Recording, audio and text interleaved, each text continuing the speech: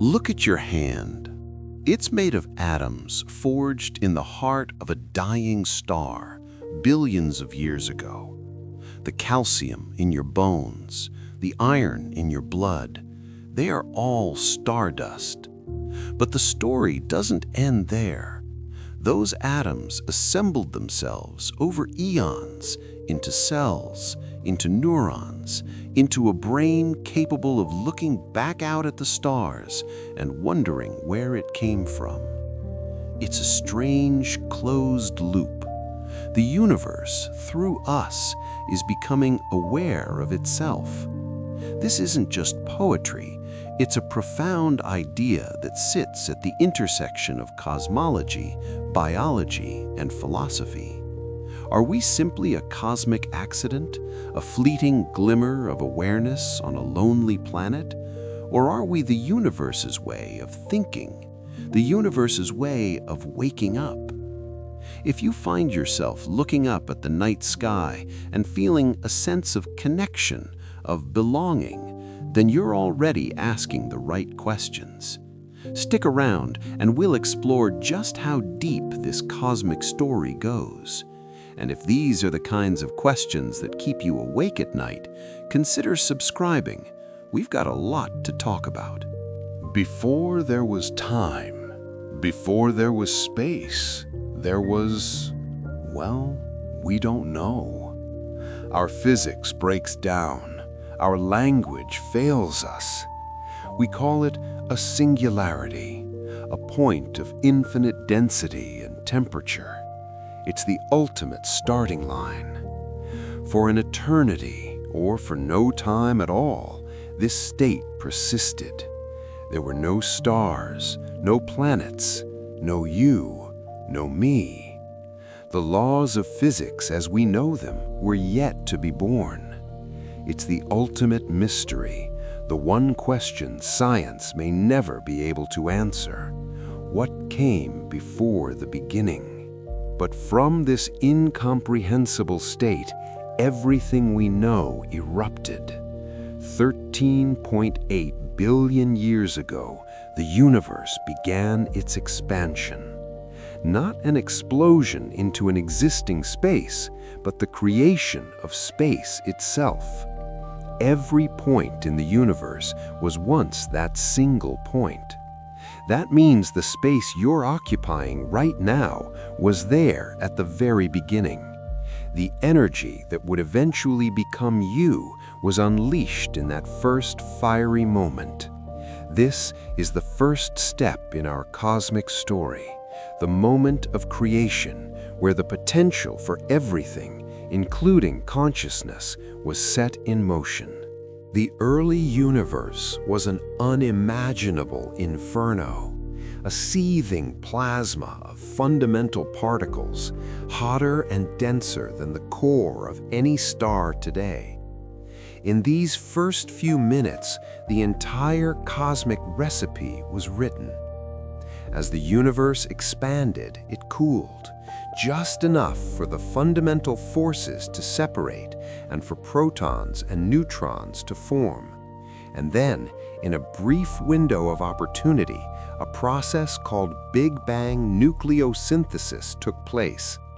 Protons and neutrons fused together to create the nuclei of the first elements, mostly hydrogen, the simplest element with just one proton, and a significant amount of helium. A little bit of lithium was cooked up too, but that's it. For millions of years, the universe was composed of almost nothing but these three light elements. No carbon, no oxygen, no iron. The ingredients for planets, for life, for us, did not yet exist. The universe was a vast, dark, and simple place. It was a blank canvas, waiting for the first stars to ignite and begin the next great creative act, forging the elements of life. For about 200 million years after the Big Bang, the universe was dark. There were no stars, No galaxies, just immense, silent clouds of hydrogen and helium gas drifting through the expanding darkness. This period is known as the cosmic dark ages. But gravity is patient. It relentlessly pulled on these clouds, gathering them into ever denser clumps. As the pressure and temperature in the cores of these clumps skyrocketed, a critical threshold was reached. Nuclear fusion ignited. The first stars were born, and with them, light flooded the universe for the first time.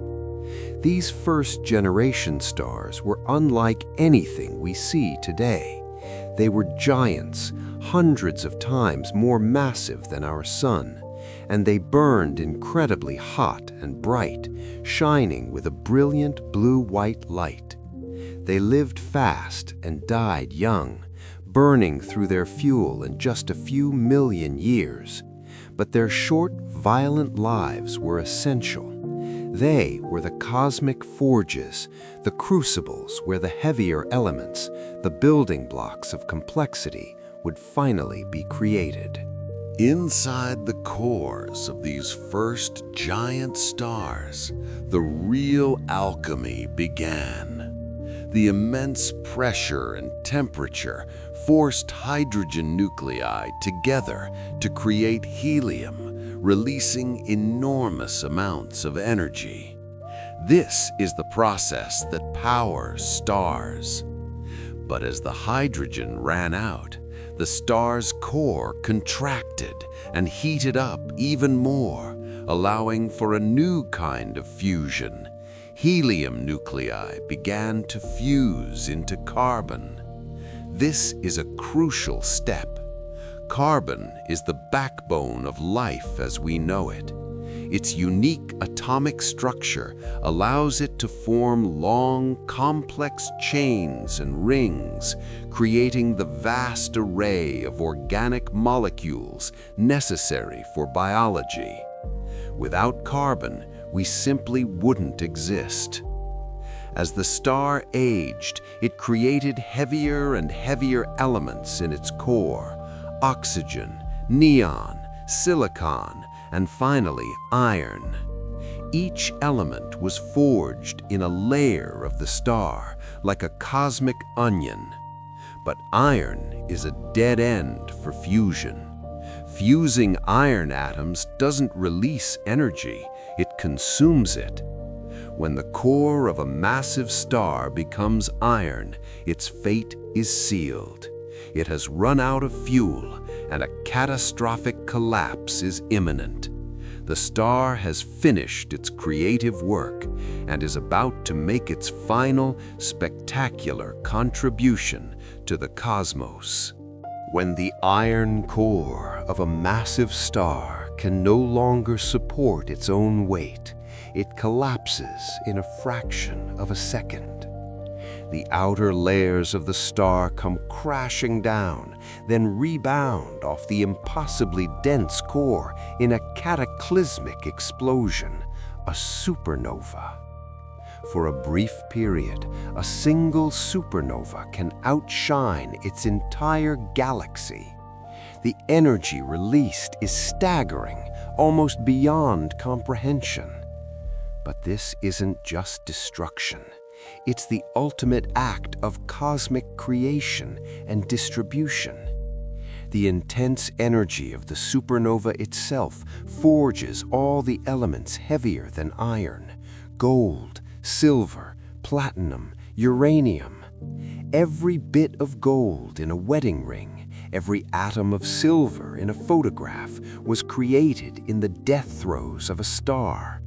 And most importantly, the explosion scatters all those elements, the carbon, the oxygen, the iron, the gold, across the galaxy. These elements enrich the interstellar clouds of gas and dust, seeding them with the raw materials for the next generation of stars, for planets, and eventually for life. Every atom in your body that isn't hydrogen or helium was forged in a star and flung across space in a supernova. We are, quite literally, the children of the stars. Billions of years passed. Galaxies formed and merged. Countless stars were born and died, each one adding its share of heavy elements to the cosmic mix. Then, about 4.5 billion years ago, in a quiet arm of the Milky Way galaxy, another cloud of gas and dust began to collapse. But this cloud was different from the first ones. It was rich with carbon, oxygen, silicon, and iron, the legacy of long-dead stars. At its center, a new, second-generation star ignited, a stable yellow dwarf star we call the Sun. Around it, the remaining material flattened into a spinning disk. This was the protoplanetary disk, the nursery of our solar system. Within this disk, dust grains stuck together, forming pebbles, then rocks, then planetesimals, then full-fledged planets. Close to the Sun, the rocky planets formed: Mercury, Venus, Earth, and Mars. Farther out, the gas giants took shape. The stage was now set, a stable star providing energy, a rocky planet at just the right distance, the Goldilocks zone, where liquid water could exist, and all the necessary chemical ingredients cooked in the hearts of stars and delivered by supernovas. The universe had prepared a cradle. This is perhaps the biggest leap in our entire story, and the one we understand the least. We have a planet, water, and a rich soup of organic chemicals. But how do you go from non-living chemistry to living biology? This is the question of abiogenesis. We don't have the full answer, but we have promising ideas. Perhaps in the warm, shallow pools of water, zapped by lightning, simple molecules linked up to form more complex ones, like amino acids and nucleotides, the building blocks of proteins and DNA. Or maybe life began in the deep ocean, clustered around hydrothermal vents, where chemical energy from the Earth's interior provided the spark. Here, mineral surfaces could have acted as templates, helping to organize molecules into the first self-replicating structures. The key step was the emergence of a molecule that could make copies of itself, something like RNA, a simpler cousin of DNA. Once you have replication, you have heredity, and once you have heredity, you can have errors in copying, mutations, and with mutations, you have variation, and with variation, you have natural selection. The most stable and efficient replicators made more copies of themselves. The great engine of evolution had started. Non-life, through a series of chemical steps, had stumbled upon a way to persist, to copy, to evolve. Life had begun. For billions of years, life remained simple, microscopic, single-celled. The Earth's atmosphere had no free oxygen. It was a world of microbes living in an oxygen-free environment. But then, a new type of bacteria evolved a revolutionary trick: cyanobacteria. They figured out how to use sunlight for energy, a process called photosynthesis. They took in carbon dioxide and water, and as a waste product, they released oxygen. At first, this oxygen was absorbed by iron in the oceans, creating vast rust deposits. But eventually, the oceans were saturated. The oxygen began to build up in the atmosphere. For the existing life forms, this was a catastrophe. Oxygen was a corrosive, toxic poison. This great oxidation event caused one of the first and largest mass extinctions in Earth's history. But it also paved the way for a new, more powerful form of life. Some organisms evolved a way to not just tolerate oxygen, but to use it to extract much more energy from their food. This is aerobic respiration, the process you are using right now. This abundance of energy allowed for a huge leap in complexity. It was the key that would unlock the door to multicellular life, to animals, to brains. After nearly 3 billion years of microbial dominance, something incredible happened. Around 540 million years ago, in a relatively short geological period, there was a dramatic explosion of diversity in animal life. This is the Cambrian explosion. Suddenly, the fossil record is filled with complex, multicellular organisms. Animals with shells, with legs, with eyes, and with the first primitive nervous systems appeared. All the major animal body plans that exist today originated in this period. What caused this sudden burst of creativity? It was likely a combination of factors. The higher oxygen levels provided the fuel for larger, more active bodies. The evolution of predation, animals hunting other animals, created a powerful evolutionary arms race. You needed to move faster, see better, and think quicker to survive. This drove the development of shells for protection, limbs for movement, and sensory organs for detecting the world. And crucially, it drove the development of the first nervous systems, the first brains. It was the dawn of behavior, of intention. The universe wasn't just creating life anymore. It was creating creatures that could perceive their environment and react to it. The first faint glimmers of mind were beginning to emerge from the darkness. The first nervous systems weren't centralized brains. They were simple, decentralized nerve nets, like those still found in jellyfish and sea anemones today. Imagine a web of interconnected nerve cells or neurons spread throughout the animal's body. There's no central command center. A stimulus at any point on the body sends a signal rippling through the entire net. This allows for simple, coordinated movements. If a jellyfish touches something, the signal spreads and its bell contracts, propelling it away. It's a basic reflex machine. It can sense and it can react, but it doesn't think in any way we would recognize. There is no planning, no memory, no subjective experience.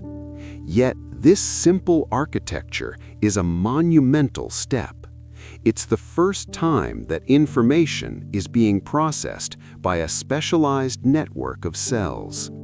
It's the universe developing a way to transmit signals faster than simple chemical diffusion. This is the humble ancestor of the human brain. Every complex thought, every emotion, every memory you've ever had can trace its lineage back to this simple, reactive web of neurons in a primitive sea creature. The evolutionary arms race continued. For animals that moved in a particular direction, forward, it became advantageous to concentrate sensory organs at the front end. Eyes, chemical sensors like a nose or antenna, and touch receptors all clustered at the head. It makes sense. You want to know what you're moving towards. And as more and more sensory information came in from the head, it also became more efficient to have the processing neurons nearby.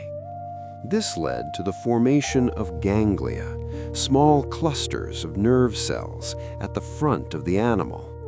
This process is called cephalization. Over millions of years, these ganglia grew larger and more complex, eventually evolving into the first true brains.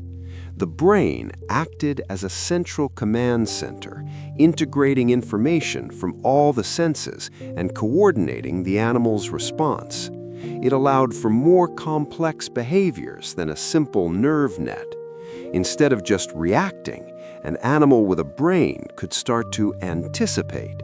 It could learn from past experiences and modify its behavior. This was a game changer. The universe, through evolution, had stumbled upon a centralized information processing system. It had created an organ whose primary job was to build a model of the world and use that model to survive. So how does this organ, the brain, actually work? The fundamental unit is the neuron. You have about 86 billion of them in your head. A neuron is a specialized cell designed to transmit electrical and chemical signals. It has branching extensions called dendrites, which receive signals from other neurons. It has a cell body, which integrates these incoming signals. And it has a long cable called an axon, which sends signals out to other neurons. When a neuron receives enough stimulation from its dendrites, it fires an electrical impulse, an action potential. This signal travels down the axon to its end. But neurons don't physically touch. There's a tiny gap between them called a synapse. When the electrical signal reaches the end of the axon, it causes the release of chemical messengers called neurotransmitters. These chemicals cross the synapse and bind to the dendrites of the next neuron, either exciting it or inhibiting it, making it more or less likely to fire its own signal. This is the basic process, a simple on or off switch, repeated billions of times. The incredible complexity of thought and consciousness doesn't come from the neuron itself, but from the staggering number of connections between them. Each neuron can be connected to thousands of other neurons, creating a network with trillions of synapses. This is one of the most important and mind-bending concepts in all of science: emergence. The idea that complex systems can exhibit properties that their individual components do not have. A single water molecule isn't wet. Wetness is an emergent property of many water molecules interacting. A single carbon atom isn't alive. Life is an emergent property of trillions of atoms organized in a specific way. A single neuron is just a simple biological switch. It isn't conscious. It doesn't have thoughts or feelings. Consciousness, the subjective experience of being you, is an emergent property of 86 billion neurons firing in a complex, interconnected pattern. The whole is truly greater than the sum of its parts. It's not magic, it's the result of complexity and organization. Think of an ant colony. A single ant operates on very simple rules, but the colony as a whole can build complex nests, find food efficiently, and defend its territory. The intelligence of the colony is an emergent property of the interactions of many simple ants. In the same way, the mind is an emergent property of the interactions of many simple neurons. The universe, by creating systems of sufficient complexity, allows for entirely new phenomena to arise. What makes the human brain so special? A big part of the answer lies in a structure called the neocortex. It's the wrinkled outer layer of the brain, and in humans, it's enormous. It makes up about 75% of the brain's volume. If you were to flatten it out, it would be the size of a large dinner napkin. This is the newest part of the brain in evolutionary terms. It's responsible for all the things we consider higher-order thinking: language, abstract thought, planning for the future, and conscious awareness. The wrinkles and folds are nature's clever way of fitting more surface area and thus more processing power into the limited space of the skull. While other animals have a neocortex, none have one as large and complex as ours. This massive expansion of the neocortex, particularly the frontal lobes, seems to be what gave us the ability for symbolic thought, for complex grammar, for creating art, science, and philosophy.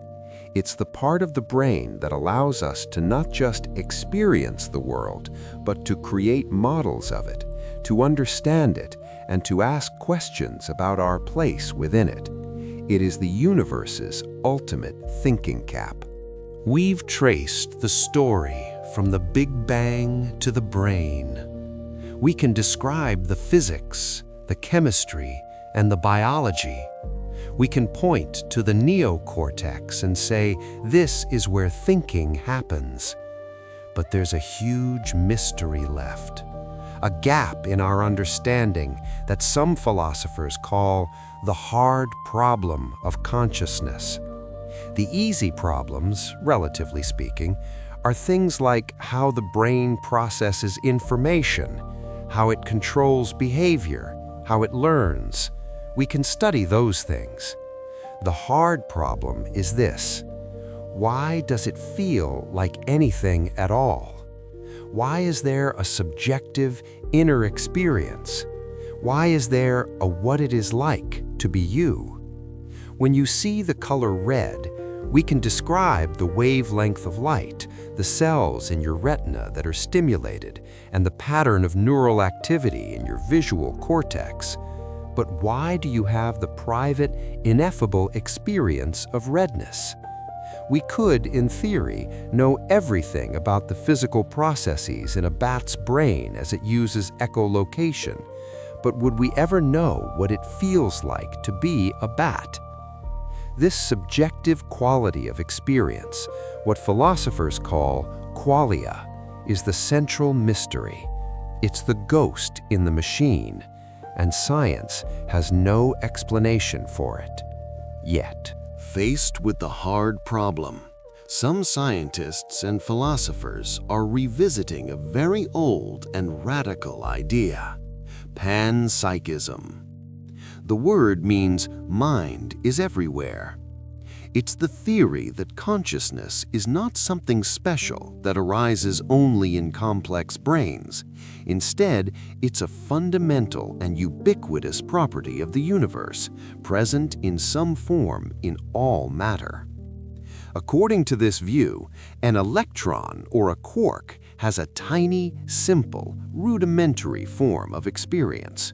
Not thought, not emotion, but a flicker of proto-consciousness. As matter becomes more organized and complex, from atoms to molecules to cells to brains, this proto-consciousness combines and builds into the rich, complex consciousness that we experience.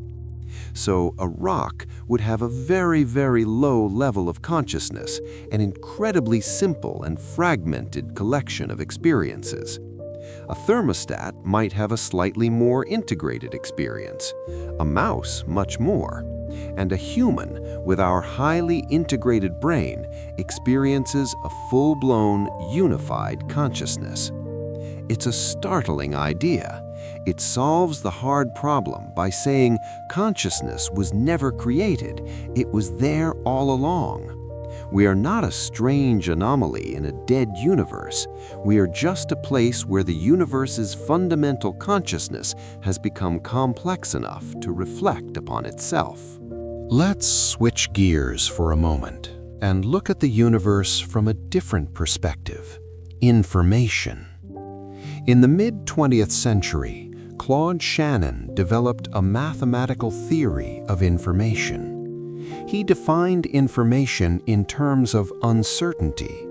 A coin flip contains one bit of information because it resolves the uncertainty between two equally likely outcomes. This idea has profound implications. The physicist John Archibald Wheeler famously coined the phrase "it from bit." The idea is that the physical world, the it, is not the most fundamental thing. Information, the bit, is. Every particle, every force, every law of physics can be described as information. An electron isn't just a tiny ball of stuff, it's a set of properties: mass, charge, spin. This is information. The state of the entire universe at any given moment could, in principle, be described by a colossal amount of information. From this perspective, the universe is not so much a great machine, but a great computation. The laws of physics are the algorithm, and the Big Bang was the moment it started running. The universe is processing information.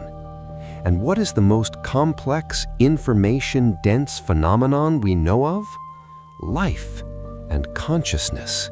If the universe is information and consciousness is a real phenomenon, can we measure it? Neuroscientist Giulio Tononi has proposed a fascinating and controversial theory called Integrated Information Theory, or IIT. IIT claims that consciousness is identical to a system's capacity to integrate information. It proposes a mathematical measure for this called phi. A system has high phi if it is both highly differentiated and highly integrated. Differentiated means the system can be in a vast number of different states. Integrated means the system is highly interconnected and cannot be broken down into independent parts without losing information.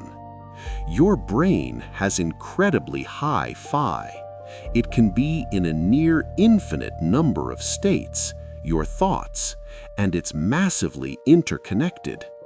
A simple photodiode, which can only be on or off, has very low phi.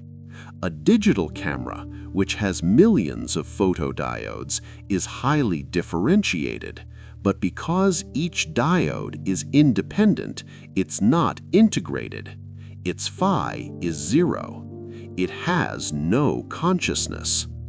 According to IIT, anything with a phi greater than 0 has some degree of consciousness. This includes animals, maybe even plants, and in principle, even non-biological systems. Consciousness is not about what a system does, but about its causal structure. It's about how much information it can bring together in a unified whole. There's a deep puzzle in physics called the arrow of time. The fundamental laws of physics work just as well forwards as they do backwards. But in our everyday world, time only flows in one direction. A broken egg never unscrambles itself. Why? The standard answer is the second law of thermodynamics. Entropy, or disorder, always increases in a closed system. The universe is moving from a state of low entropy, the highly ordered Big Bang, to a state of high entropy, heat death. But this seems to be only half the story. While the universe as a whole is becoming more disordered, pockets of it are becoming breathtakingly ordered and complex. Gravity pulls matter together to form intricate galaxies. Stars cook simple elements into more complex ones. And on Earth, life has evolved from simple cells into a biosphere of staggering complexity. It seems there are two arrows of time working at once, an arrow of increasing entropy and an arrow of increasing complexity. Life, and especially consciousness, appears to be the pinnacle of the strive towards complexity. We are systems that gather information from our environment and use it to create internal models, to build order against the tide of chaos. Perhaps we are not just a fluke, but a natural expression of the universe's tendency to build complexity. So far, we've stayed in the world of classical physics. But to go deeper, we have to enter the strange world of quantum mechanics. At the smallest scales, reality is not solid and definite. It's a world of probabilities and potentials. A particle, like an electron, doesn't have a definite position until you measure it. Before that, it exists in a superposition of all possible positions at once, described by a mathematical object called a wave function. This wave function represents the potential for the particle to be found at any given location. It's a cloud of possibility. When an act of measurement or observation occurs, this wave function collapses and the particle snaps into a single definite state. This is one of the deepest and most bizarre mysteries in all of physics. What constitutes a measurement? Does it have to be a scientific instrument? Does it have to be a conscious observer? The very act of looking at the world seems to play a role in making it real. This has led to some wild speculation about the connection between consciousness and the fundamental nature of reality. The most famous demonstration of this quantum weirdness is the double-slit experiment. If you fire particles like electrons one by one at a screen with two slits in it, you get a strange result. They create an interference pattern on the detector behind the slits, a pattern of bright and dark bands. This is the hallmark of waves interfering with each other. It's as if each single electron went through both slits at the same time as a wave of possibility and interfered with itself. But here's the truly mind-boggling part. If you place a detector at the slits to observe which slit each electron goes through, the interference pattern disappears. The very act of watching forces the electron to choose a path, to behave like a particle instead of a wave. The outcome of the experiment depends on whether or not you're looking. This is the observer effect. It suggests a deep link between observation, information, and the nature of reality itself. Some physicists, like John Wheeler, have taken this to a radical conclusion, suggesting a participatory universe, a universe that is brought into being by the act of observation. This leads to an even more radical idea: the participatory anthropic principle. The standard anthropic principle says that the universe must have the properties that allow conscious observers to exist, because otherwise there would be no one to observe it. It's a selection effect. But the participatory version goes much further. It suggests that observers are necessary to bring the universe into being in the first place. Wheeler's idea was that the universe exists as a cloud of quantum possibilities until a conscious observer, somewhere, sometime, makes a measurement. That act of observation collapses the wave function, not just for that particle, but for its entire history, all the way back to the Big Bang. In this view, our observations now, in the present, are what make the past real. The universe, in a sense, creates the conditions for consciousness, and consciousness, in turn, creates the universe. It's a self-creating, self-observing loop. We are not just spectators looking at a pre-existing reality. We are participants in its ongoing creation. We are the universe thinking about itself, and in doing so, making itself real. If consciousness is linked to quantum mechanics, could quantum effects be happening inside the brain? Most physicists and neuroscientists are skeptical. The brain is a warm, wet, and noisy environment, and quantum states are notoriously fragile. They tend to decohere or lose their quantum nature almost instantly in such conditions.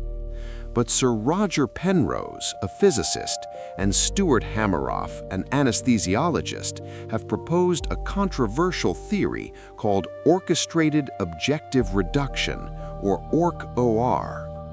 They suggest that consciousness arises from quantum computations occurring inside tiny structures within our neurons called microtubules. Microtubules are part of the cell's cytoskeleton, and they have a crystal-like repeating structure that could, in theory, support quantum states. According to ORC-OR, these quantum computations are orchestrated by synaptic inputs, but they terminate due to an objective reduction, a self-collapse of the wave function proposed by Penrose. Each moment of objective reduction corresponds to a moment of conscious experience. While there is little direct evidence for ORC-OR and it faces major theoretical hurdles, it's a fascinating attempt to bridge the gap between the brain and the quantum world, to find a physical mechanism for the mystery of consciousness. Perhaps the strangest feature of quantum mechanics is entanglement. When two particles are created together in a certain way, their fates become linked. They are described by a single shared wave function. If you measure a property of one particle, like its spin, you instantly know the corresponding property of the other particle, no matter how far apart they are. If one is spin up, the other must be spin down. Einstein famously called this spooky action at a distance because it seems to violate the rule that nothing can travel faster than light. But it doesn't transmit information in the classical sense. It's a correlation. It's as if the two particles are not separate things, but two parts of a single non-local system. This suggests that at a fundamental level, the universe is not a collection of separate objects. It's an interconnected, holistic web. The idea of here and there might be an illusion. Could this non-locality have anything to do with the unified nature of consciousness? The fact that your subjective experience feels like a single integrated whole rather than a collection of separate sensory inputs. It's speculative, but it points to a deep interconnectedness in the fabric of reality. The idea of interconnectedness is taken to its ultimate extreme in the holographic principle. This is a mind-bending idea that comes from the study of black holes. It was discovered that the maximum amount of information that can be contained in a region of space is not proportional to its volume, but to its surface area. It's as if the information is stored on the boundary of the region, not within it. This is like a hologram, where a 3D image is encoded on a 2D surface. The holographic principle suggests that our entire three-dimensional universe might be a projection of information stored on a distant two-dimensional surface at the edge of the cosmos. In this view, what we perceive as reality, space, time, matter, is a holographic projection of a more fundamental reality. It from bit taken to its logical conclusion. If this is true, then the separation between things is a profound illusion. We are all part of the same informational structure. The universe isn't a container for us. The universe is us, and we are the universe, projected from a single, unified source. Let's return to a more cosmic scale. Physicists have noticed something very strange about the universe. The fundamental constants of nature, things like the strength of gravity, the charge of an electron, the cosmological constant, seem to be precisely fine-tuned to the exact values needed for life to exist. If the strong nuclear force were just a tiny bit weaker, stars couldn't fuse elements beyond hydrogen. No carbon, no life. If it were a tiny bit stronger, all the hydrogen would have been burned up in the Big Bang. No water, no life. If gravity were slightly different, the universe would either have collapsed back on itself immediately or expanded too quickly for galaxies to form. There are dozens of these cosmic coincidences. It's as if the universe was set up with the express purpose of creating complexity and consciousness. Why is this? One explanation is the multiverse. There are an infinite number of universes, each with different physical constants, and we just happen to live in one of the rare ones where the conditions are right. But another, more provocative possibility is that the universe is somehow goal-directed, that the emergence of mind is not an accident, but a fundamental part of its structure. There's one more modern and perhaps unsettling idea to consider: the simulation hypothesis. Philosopher Nick Bostrom argued that one of three things must be true. 1. Civilizations almost always go extinct before reaching the technological stage where they can run ancestor simulations. 2. Advanced civilizations have no interest in running such simulations. Or 3, we are almost certainly living in a computer simulation. The logic is that if a civilization can create simulations, they will likely create billions of them.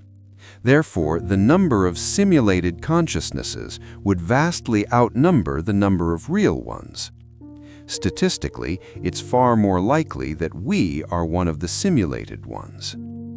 This idea resonates with some of the physics we've discussed. If reality is fundamentally information, it from bit. If space and time are pixelated at the smallest scale, as some theories suggest, then maybe our universe is a computation. Maybe the fine-tuning of the constants is just the programmer setting the parameters. In this scenario, we are indeed the universe thinking, but the universe itself is a piece of software running on a cosmic hard drive. And the hard problem of consciousness might be an unsolvable feature of the simulation's design. This brings us to a chilling question. If the universe is so vast, and the ingredients for life are so common, and there have been billions of years for it to arise, where is everybody? This is the Fermi paradox. The silence from the cosmos is deafening. One possible answer is the concept of a great filter. The idea is that there is some step in the evolution of life that is incredibly improbable, a barrier that almost no species can overcome. Maybe the filter is the initial spark of life itself, abiogenesis. Maybe it's the leap to complex multicellular life. Or, more ominously, maybe the filter is ahead of us. Perhaps any civilization that becomes advanced enough to develop technology like radio communication or nuclear power inevitably destroys itself. Our current global challenges, climate change, nuclear proliferation, artificial intelligence, could be the great filter in action. If this is the case, then our consciousness is not just a cosmic curiosity, it's an incredibly rare and precious phenomenon. We might be the only ones in our galaxy to have made it this far. The universe might be thinking, but it might only be thinking right here. If we are the universe's way of knowing itself, what does that mean for us? It means we are not just passive inhabitants of the cosmos. We are its sensory organs. We are its consciousness. The late, great Carl Sagan said, "We are a way for the cosmos to know itself." Through our telescopes, we are the universe looking out at the galaxies. Through our microscopes, we are the universe examining its own intricate cellular machinery.